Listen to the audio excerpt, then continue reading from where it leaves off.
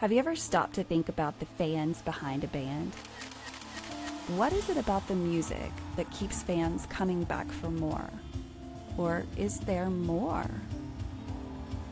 My name is Renae Lipsmeyer, and I am the host of this podcast, The Space Between Podcast, the podcast where we talk about the fans of the Dave Matthews Band. Each week, a fellow DMB fan joins the show to discuss their journey with the band. Welcome to the Space Between Podcast.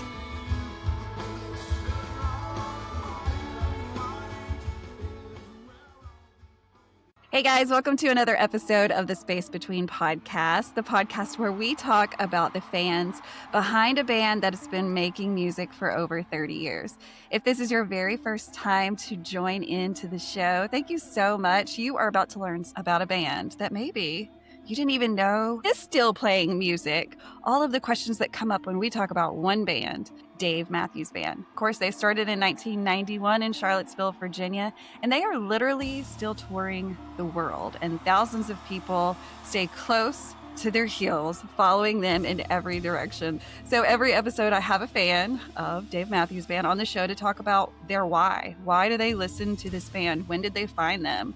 And why do they continue to chase them after 34 years? And so this show is like everyone. I have a guest on the show to talk about his journey. And so tell us who you are, where you are, and something cool about you. Let's see. Well, I'm Devon Bailey. I'm here in Austin, Texas right now. Something cool about me, I also started in the year 1991. Whenever I have to remember how long Dave Matthews has been doing this, let's go.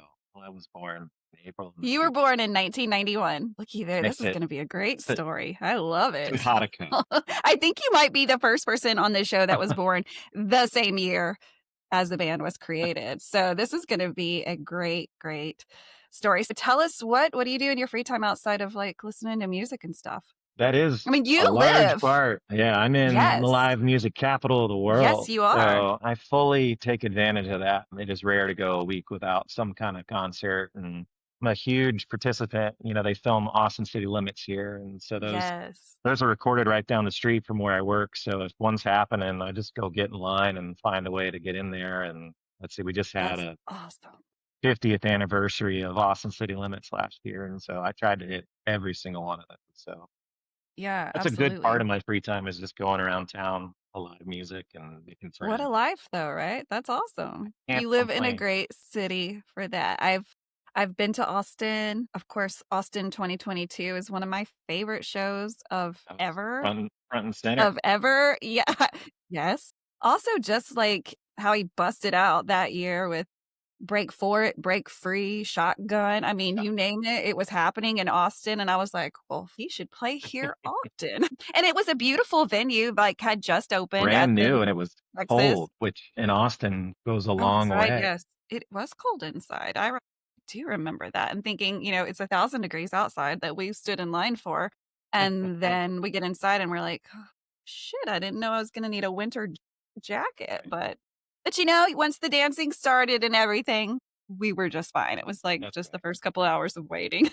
We froze to death. Austin's great. I mean, football, music, so much culture in that part of Texas. I love it. And I came out here seeking it out. We got great music. There's a good kind of film community here. I love movies, so constantly checking all that out. But Austin's, it's all it's hyped up to be.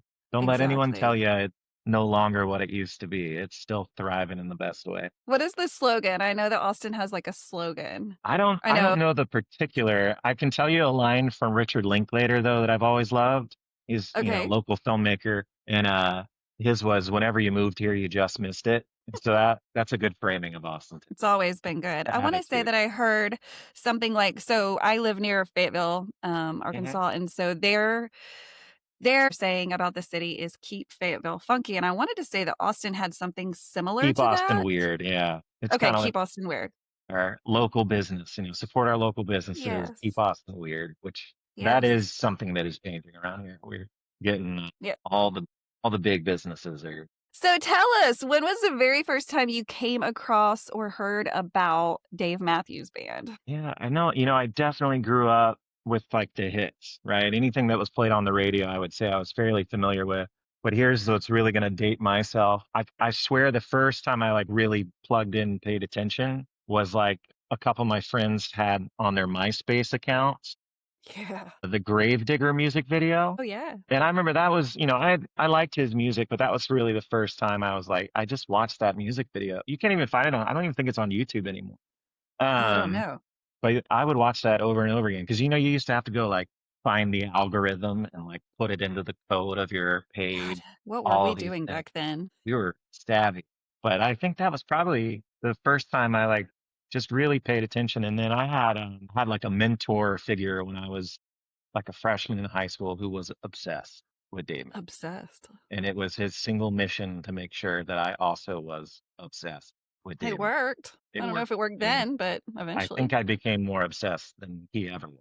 So he did his job and it's So what did you like about the Gravedigger video? Like, what was it that caught your attention? I was just such a powerful song, and I don't know. I think the being a young kid's thoughts about death and all the whatever it may be, it was very emotive. I didn't know too many singers who had the sincerity in their voice to like sing something like that song. Something I still Yeah. feel sets Dave Matthews apart, like his Yeah. passion in the way that he sings is unique. Yes. So that was in give us a time frame. What time frame was That that? would have Because been MySpace, you say probably. MySpace, and I'm like, I don't even Yeah, I'm know when that thinking was. around 2003, 2004 Okay. was probably when I really started paying attention. And then I know not long after the Radio City album came out, Okay. and that definitely was like the pushed me over the edge kind of thing. I think I had like Fenway Park, like Live Track 6, and then the Best of What's Around Volume 1. Like I had those in my car, and I would listen to those a lot. But it was definitely when Radio City came out, and that was still like a MySpace thing because they were posting. I think he posted like he from Radio City on his MySpace account, and I just watched that over. Yes. The day this album comes out, I will be buying. And I Yes. remember I was still living with my folks, so I made my mother drive me to Target, and we got both the CD and the DVD. And Hell yeah. I still to this day listen to that nonstop, but particularly I think I drove everyone in my vicinity insane because that's all I ever wanted to listen. Right. And what was it? I mean, as you continue going on, was it the lyrics? Was it the music? Was it that it was different than everything else you were listening to? And by the way, what were you listening to? Like, what was your vibe before this? Yeah, no, that's a great question. And it's funny, my road to this would be, like I said, I love movies. And so I used to listen to a lot of music or movie soundtracks. And Yeah. so just instrumental music, I really actually did like.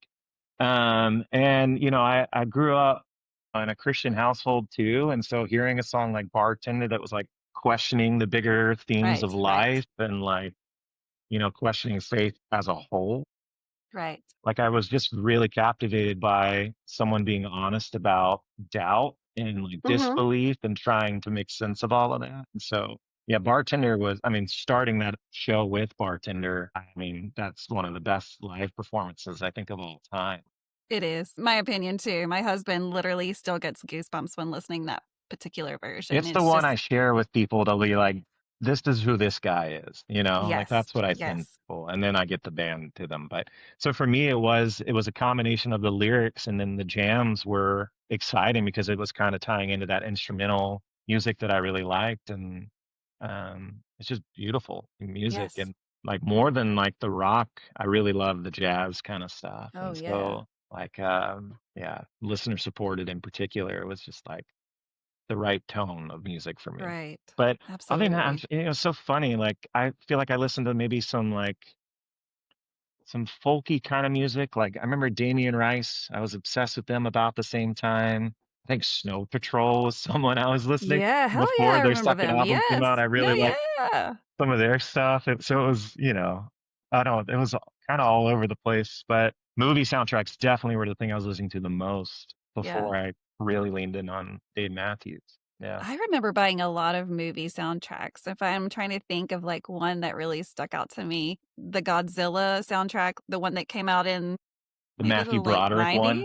I remember the music was amazing. And I bought that album because of the music, not because of the movie. So yeah, Yeah, that's fun. soundtracks are so, so good, or at least they used to be when I was paying attention to them a lot more.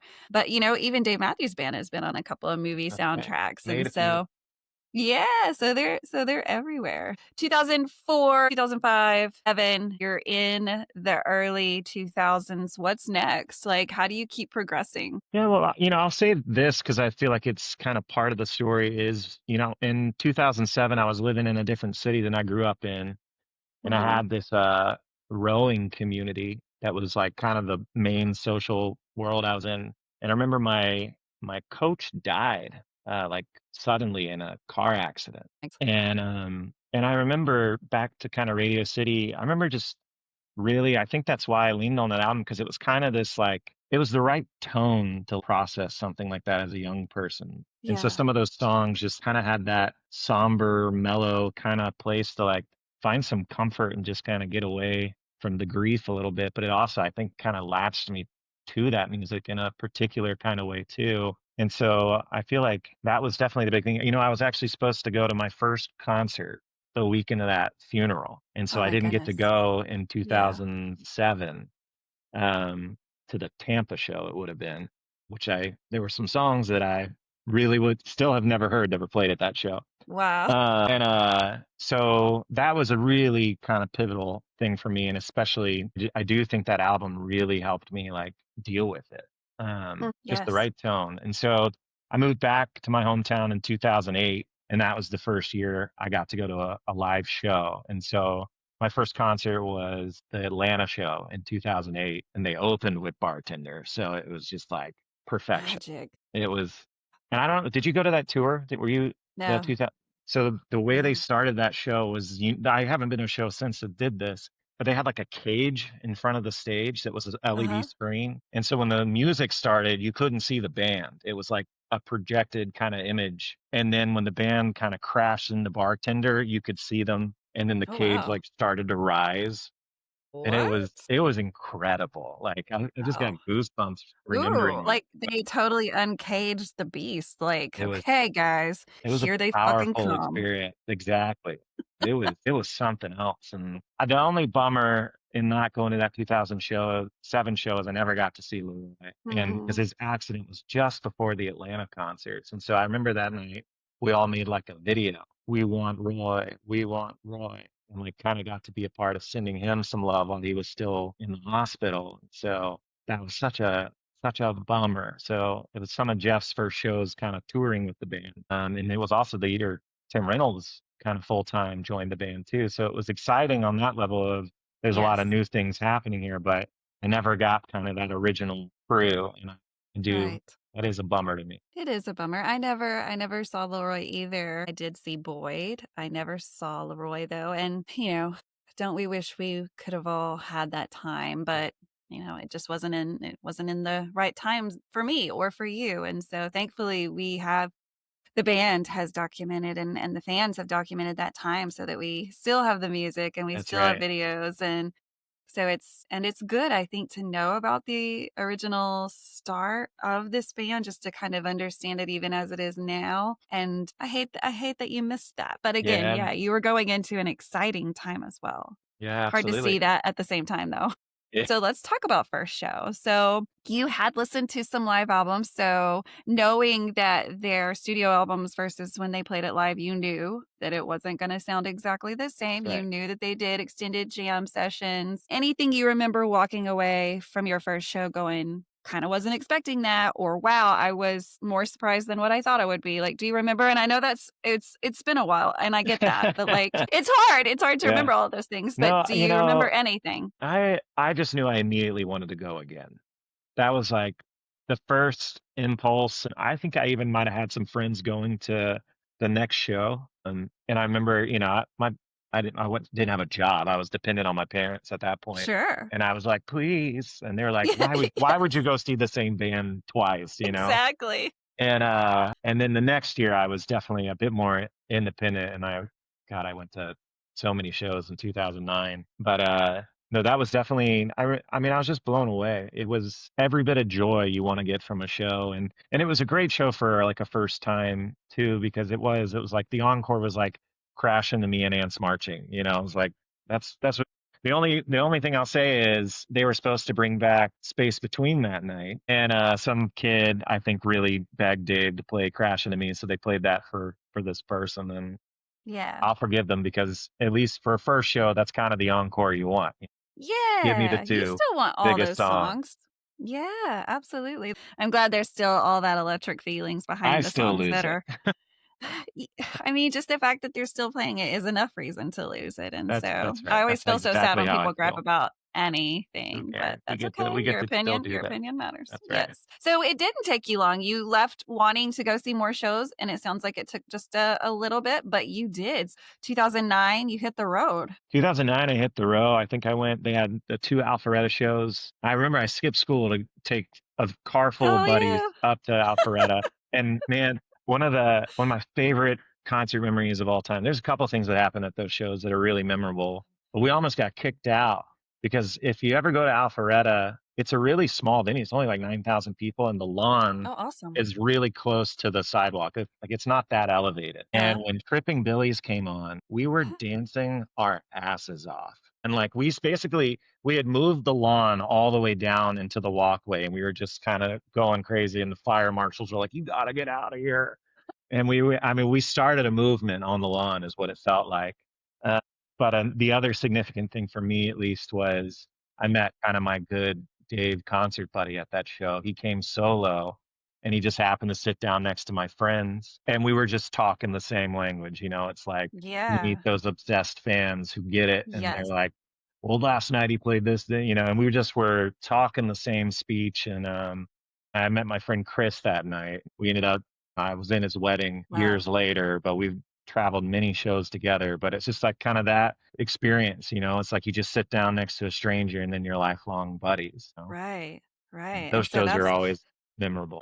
finding our people on the road is a lot of fun, and so that exposed you to the Definitely. community that was around the band. And so when did your eyes kinda open up to that? Was it in 2009 that you were like, "Hey, these people are just so cool," and also, I've identified that, like, people really do follow this band Yeah. to every show and have gone to 100 shows or whatever. When was your realization of all of that? I probably picked that up even before I went to a concert. Like I think I had an Yeah. understanding, but also, I mean, just when you're in at a show and quite literally 20,000 people know every word to every single song, that just tells you this is different than the other stuff. Yes. Um, and to be in an environment where like this many people are obsessed, and it's not a small catalog of music, and yet everyone No. knows everything. Yes.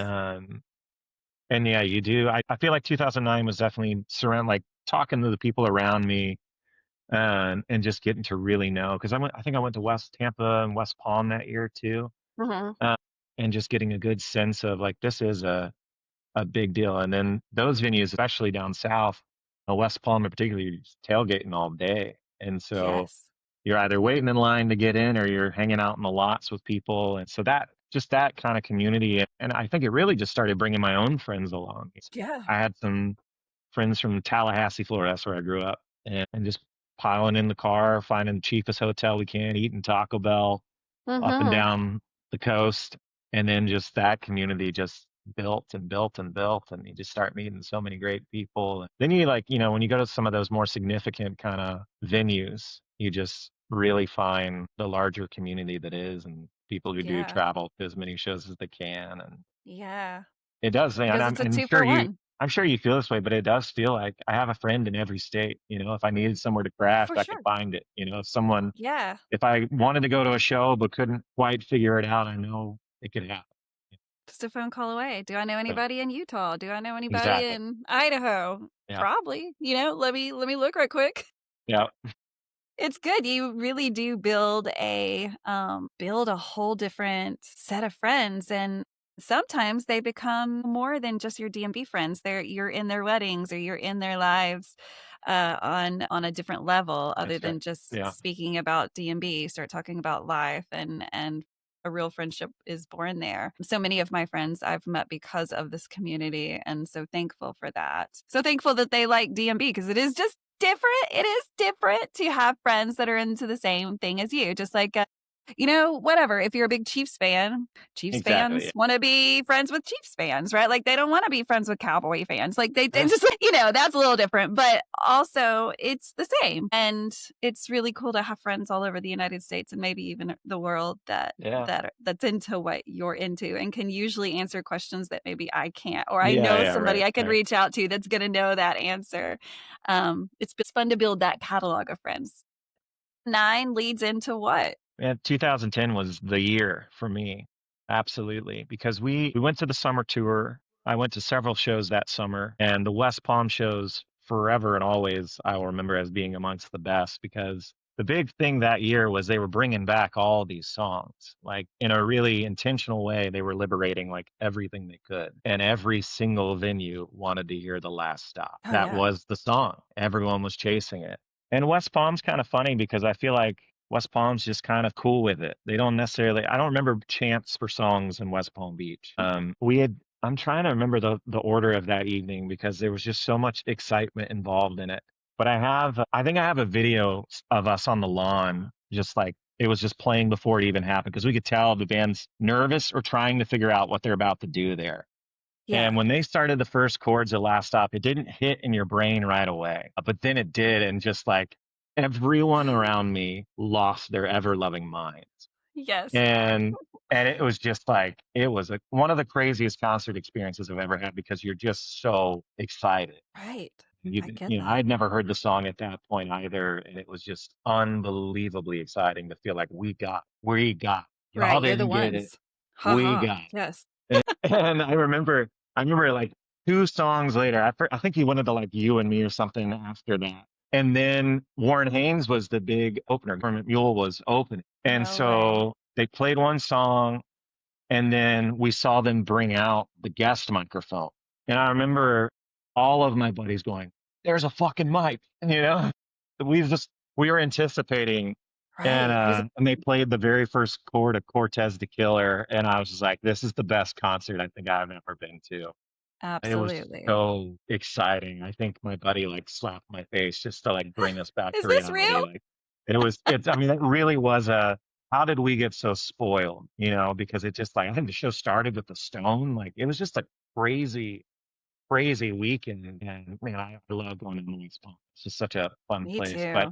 But also I had 2 buddies with me. I had my friend Chris that I mentioned. I had a buddy named Will who I met hanging around in West Palm the year prior, and that was back when I don't know if any of us were on Twitter yet, but they texted us announcements for the band. And while we're all in West Palm, they announced they're not going to tour next year, and that they're going to end it with a fall run. And the final 2 shows will be in Charlottesville, Virginia. And I just remember we all looked at each other and said, "We are going to that concert." Yes, There's no way we were missing, because it was kind of like, I think that would have been 20 years of the band touring nonstop. And this was like the first year they were really going to take the year off. And so a lot of us didn't know what was coming after this. Right. There was a lot of anxiety, even of like, is this the beginning of the end kind of feeling too? Because even 20 years is it's wonderful. Quite a marker. And to think that, they were going to end it in their hometown like that, that wasn't nothing. Yeah. And so it kind of added to the sincerity of, this is a big moment and we need to be a part of it. So yeah, I remember we just all decided. And what was cool was, so my friend Chris lived in Atlanta. My friend Will lived in South Carolina. And so the final 4 shows of the run were Atlanta, South Carolina, 2 nights in Charlottesville. And so we were just like, of course, we have to do this. So we ended up doing a personal invite. We did a road trip, and I'm a real nostalgic person. So anytime November comes around, I just like immediately my brain goes back to that trip with those buddies. And it was kind of the first real like independent road trip I had with just my friends, and driving, from Florida to Virginia. And what a time. And those are my kind of, my significant story happens from that. So how did you feel about Charlottesville? I've only been one time. It was 2023. Such a little, like, quaint little town, college town. What do you think? I love Charlottesville. That trip is a big reason why, but it's one of my favorite places in the world.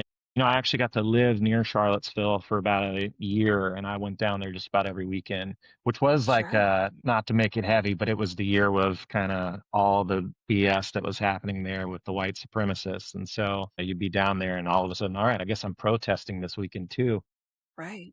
But the way I've described Charlottesville to people is there's never been a time that I visited that a stranger didn't buy me a drink. Like Wow. that's what Charlottesville is like. And it's a music town too, kind of like Austin, but it's kind of it's a bit quieter in that way. But you go to Miller's, you can go to any of these clubs on the mall, and there's just such great kind of legendary musicians playing. It's like these are the people that like Dave Matthews looked up to, and they're Right. playing every week. Right. And so it's such a beautiful mountain town, and the people there are just awesome.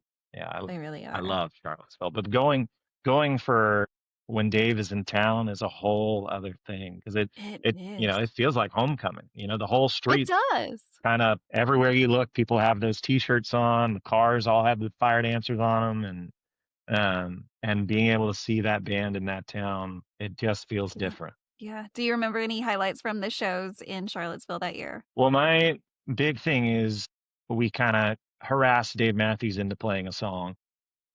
How do you go about doing that? I'll say this. It actually happened earlier that year in Tampa. So when I was in Tampa in 2010, I had snuck some Spoons into the pit. Mm-hmm. Spoon has always been one of my favorite songs. And I think at the time of Tampa 2010, I think it had only been played live 14 times. Okay. And that felt criminal to me. Uh, Kind of is. And and so I was determined to have that happen. And so it was the first time I was ever in the pit, was in Tampa in 2010. And I brought these plastic spoons in. And the whole night I had Dave's attention. And he kept coming up to me. He was leaning over into the pit. He's like, I think I got the first verse down. And so Yeah. he was like trying to recall the song. And there was there's like a 2-second tease, if you ever listen to the tape, where he No tried to like way. remember the chords. And he just kept coming up to me, and even into the microphone. I think at the end of the night, he was like, I'm going to try and remember this one. And then he played Sister instead. And Oh. then he was like, I hope everyone got what you wanted. And he said, I'm sorry, buddy. He said, maybe tomorrow or the next day, which would have been West Palm. And so he did not play it in West Palm. But you had a whole movement. How many spoons did you bring in? Like I 10, or are we only talking? Well, it progressed over the fall tour. So that show, I only had, like, my buddy and I were holding them up. And there's a Okay. great photo of us somewhere. But when I think in Atlanta we had a handful of people, but then the North Charleston, South Carolina show, we must have handed out like 40 of them in the pit. And I want to say earlier in the show, he played like the first couple of chords. And then in the encore of the night, I don't think it was me, someone had tossed one of the spoons up on the stage, and Stefan came, picked it up, looked at us, and stuck his tongue out. And then he looked over to Dave, and Dave started playing the chords. And then he came up into the microphone and he sang the last verse of the song. And No we way. were, I mean, over the moon. We walked out in the parking lot like we won, because Yeah, we you we did. knew Charlottesville was going to get spooned. And so we were just absolutely ecstatic. And then I want to say we went and bought even more spoons. And we told everyone in the pit that, like, it was right after Big Whiskey had come out. So we said, after every single Big Whiskey song, put the spoons up in the air. Hmm. And so that above, and I mean, that was the highlight of any Of show I've ever course. been to, Oh, God, yeah. and I think it's one of the best versions they've ever played, because they just jammed the shit out of the end of that song. Yeah. And it's fun. There's one moment, they released the show. Actually, I'm gonna brag. I'm in a braggy move. But they Please released the do. It's show. your story. They released it as like the live tracks, and Uh-huh. then my little braggy moment is like, right there is me. No So way. I got to make it on the live album. My God. But The Spoon Boy. Spoon Boy. We also, all my buddies wore plaid, like full plaid suits and Uh-huh. mustaches, so we were just being Wow. called the Plaid Boys. But Like fake mustaches, or you no, they all were had like real. real? We were real mustaches. Okay. But what was great was that it was, well, they put me up on the screen. So there's a cool little 2-second shot in the DVD of like me on the big screen with the spoon up. No way. How many times have you still paused it, like, in that moment Oh, and just been man. like, And I honestly think I watch that concert on the anniversary every year. So I like, it's "Oh, just like, you should." it's such a happy memory for me. And what was cool is I think I got a pick that night, and some person, buddy I made that week, was very, very generous and traded the set list for the pick. So I still have my little, Wow, that's amazing. What a solid trade. Like, yeah, I'll give you the pick for I the definitely set got list. he did not want to give me this, but he knew what it meant to me. And I remember he was just kind of reluctant. He was like, here. Build up peer So pressure. I'm so grateful. It's genuinely a prized possession of mine. And, but no, that Charlottesville weekend was so spectacular. And it was, the encore, it was like a true double encore that night. Because I think they ended with Last Stop, and it was like this, like maybe one of the longest versions they've ever done of this kind of long last Mhm. stop kind of intro to end the show, and we just would not let them leave. And so they Should kind of not. came back in the end of the night with Ants marching. It was just so special to be there. It did feel like the end of one era on the cusp of the beginning of a new one. It's just really Yeah, I can see special. that just because we're in 2025. I can look back at that and go, yeah, that was kind of a beginning of a second or third, Yeah. whatever movement in their band. But yeah, that's an incredible story. Who would not want to talk about that? And also, I can bet you that anybody that made the cover of any album would be talking about it. So I don't know if that's bragging. That's just Oh, straight it's facts. Like, bragging. I will, okay, and here's the I deal. will brag. They saw fit, not me, but the band saw fit to put my face on their album. There you go. You can't control it. They just thought you were a good fit for that album. And it just happened to be that it worked out that it was one of your all-time favorites, and that Yeah. you brought the spoons in, and then you got the set list, and you got spoon Oh, I still have my teased. old plastic spoons. I Is keep that them the in original spoon? well, the original one I think I snapped in half in victory. Like, But wow, these are the the ones fact that these are the ones we were handing out to people that night. So there's still awesome. some Charlottesville love on them, I'm sure. You've kept these spoons for a long time now. It's like the things we hold on to. My buddy Chris, he just sold his car that he's had for like almost 20 years. Oh, And when he wow. pulled down the dashboard to like send it off, his plastic spoons were still in No. the visor. And I was just like, that's crazy. But it meant a lot to us when, if Yes. Dave ever wants to come out and say that's not why we did it, fine, whatever. It means a That's lot to us cool. that it happened at all. And that, core memory would be the Yeah. best way, but it is probably like one of the most nostalgic memories I have. Those shows in Yeah. Charlottesville. Such a good time. So here we are 15 years after that. Hard Isn't to that wild? believe. Almost, yeah, And almost you're exact. still following them. And you shared with me, you wrote a little bit about Spoon and your story of Spoon. Do you want to share why is it that you took the time to like jot all that down? And Well, the thing I shared mostly is just kind of how that all came together. It was fun with Jason or Chester Copperpot had a bunch of clips from that tour, and so I was able to kind of compile the narrative and show like kind of the teases and the little clips of everything he did that year to kind of lead up to that moment. And so it was fun to like capture that. And it's something, it's fun to remember it because I probably wrote it right not long after it happened. And so it's fun to like go back and just remember what it felt like. And yeah. 15 years ago, Devon writing that down. I think I even wrote about the whole weekend because it was just such a important trip to me. But Mm-hmm. no, in similar sense to Bartender, I like these songs that are about doubt and trying to understand. Could Dad be God? Was this worth it? Like this kind of idea of even like Christ on the cross, wondering these sinners, is it worth saving these people? And some of those kind of deeper thoughts of Mm-hmm. spirituality and religion and really just Mm-hmm. our own humanity. Like, what are we doing with this life? And a lot of Right. times it feels like we're not doing the best with it and wondering, the bigger themes of just Yeah, I get what, it. yeah, is it worth it? And I hope yes. The answer is yes. But I like those songs. I like anyone who's willing to like kind of get honest with that, even if it skews on a negative side. I don't mind. I Sure. appreciate the honest songs like that. I think Spoon is a Right. beautifully honest song. Trying Mm-hmm. to piece these thoughts together. Inside the head of Dave Matthews. It's so fun to try to interpret these songs because we don't know unless they've told us what their intentional meaning was when writing that song. But it's fun to try to imagine, and we all have our different thoughts on what each song means. Yeah. Or even what certain lines mean. But I think that's part of the whole art process, right? Is that we can Absolutely. interpret it for ourselves and that they leave it open for us to do so, even if they've had a very different thought process while writing that and even while they're singing it. I think they're just really okay with you being like, you know what? If that story or if that song helped you or it Yeah. helped you get through something, interpret whatever you need. Just it's good for everybody. So in the last 15 years from that moment, what has kept you coming back for more? Why do you still chase this band that you've been a friend with for so long? I think it is like it's a mixture of a handful of things. I love traveling for shows, I think it's fun to go somewhere like the Gorge and, Yes. just be kind of hunkered down with people. We all like this music in a pretty Right. passionate way to be willing to, fly to middle of nowhere, Washington.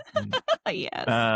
So part of it is just I love that experience of just being around people who are there because they love something. Anytime you're Mhm. around passionate people, I think it's a good time. And it is. I mean, the music obviously it's not just chasing songs, even though that is the excitement. I think is that you just never Sure. know what you're gonna get, and That's right. that's half the fun of why you do it again and again is you might Yes. truly have a different experience. It's pretty much Yes. guaranteed. And Yes. so that's, I think, a huge part of it. But it is just like, I think at the end of the day, this is the music that lifts my soul.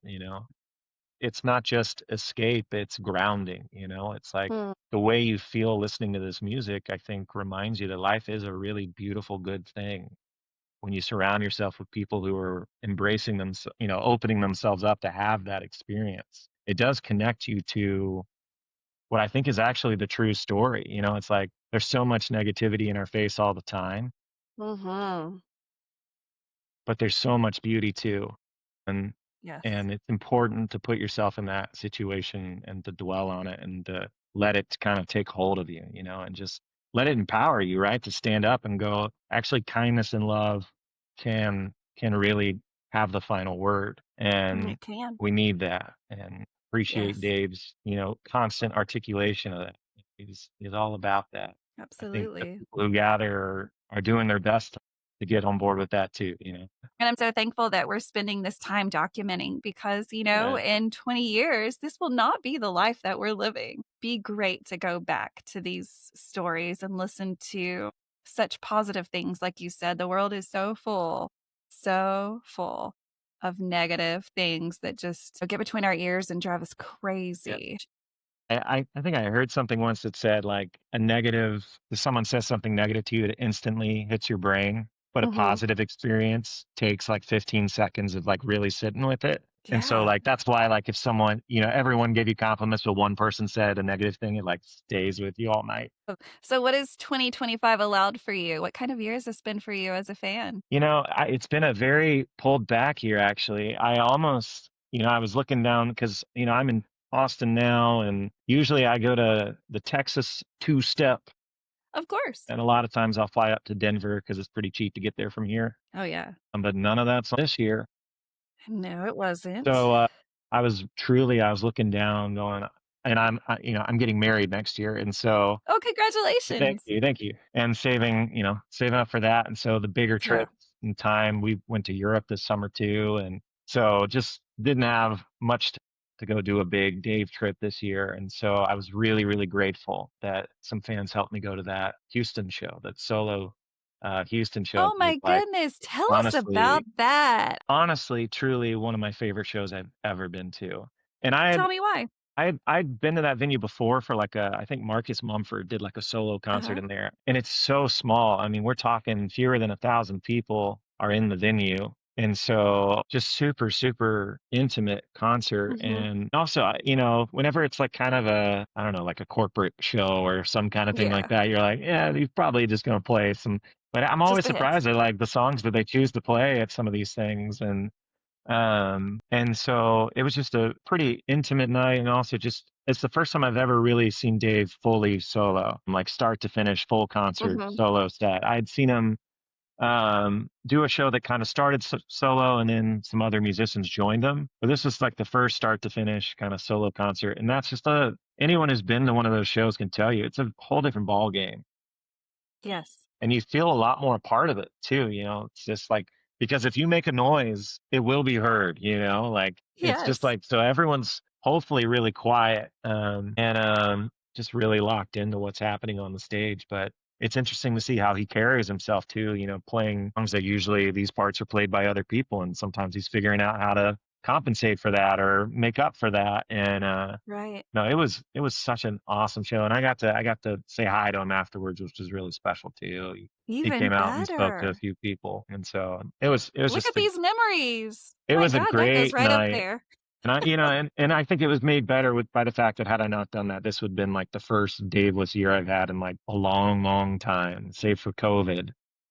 Wow. Like the first time I'd went a full year without a concert. And so I'm glad I got it. And absolutely. Yeah. Wow. So how can someone read that story that you wrote about Spoon? I think that'll be fun for everyone. No, I mean, feel free to link it in some kind of way, but it's just devonbailey.com. I think it's the story simple. Of Spoon is what I've titled it.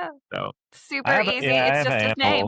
You'll find some other crazy stuff on there. Some stuff I wrote when I was like in high school. So be warned. But how fun. How fun though. But no, that's called The Story of Spoon. And it has clips from those shows that kind of bring life to the story. So well, I love that you wrote that. I love coming across things that people have written, and it's kind of rare these days to find like your blogs and things, because that's kind of out of I don't know. Are blogs still a deal? Is that still a thing? I think don't even know. Now it's Substacks. It's a newsletter, so it's basically a blog. Very fancy. Come out with a newsletter every day or every week. Wow. What kind of news is it? It's the news of Devon Bailey. That's right. Which everyone would love to hear, whether they have a choice or not.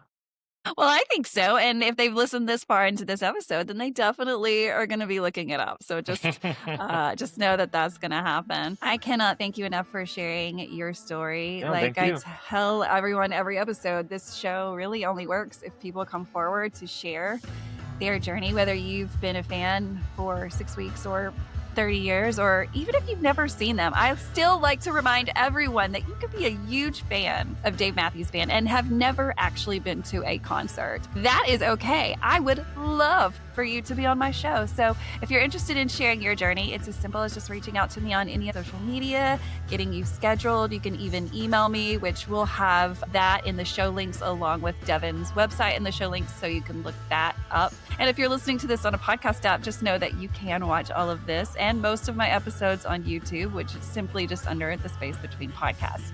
But we're on Facebook, Instagram, TikTok, Threads. We're on all of the things. So definitely check to see who's going to be out next, because it could be someone you know. It could be someone that you had an experience with at a show. And so you never know who's going to be on the show next. And guys, I'm just so happy that this has continued. We're almost at I don't know who the we is. I guess me and my husband. That's why I say we, because he helps a lot, outside of the camera and all of these things. And so we have some big things coming up. We don't want you to miss it as far as the shows coming up. And, we're just looking forward to the future, and whatever DMB chooses to do, we will be right here still putting out fan stories. If you've never listened to this podcast, this is your very first episode to listen to. Every single one is a different person sharing their journey. Sometimes we have people to come back on the show for their second time, but it's never the same story. It's about something different, or we're breaking down a song. One of my favorites was breaking down Dreaming Tree or Hunger for the Great Light. Those are so fun to just go through line by line and try to tell you what we think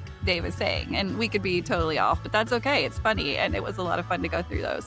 So check out all the things that the Space Between podcast is doing. Be sure to follow us on our socials. I say that 3 or 4 times because it's important that you do so that you can see all of the fun things that we're doing. But Devon, again, thank you so much. Guys, until the next time, peace, love, and Dave Matthews Band.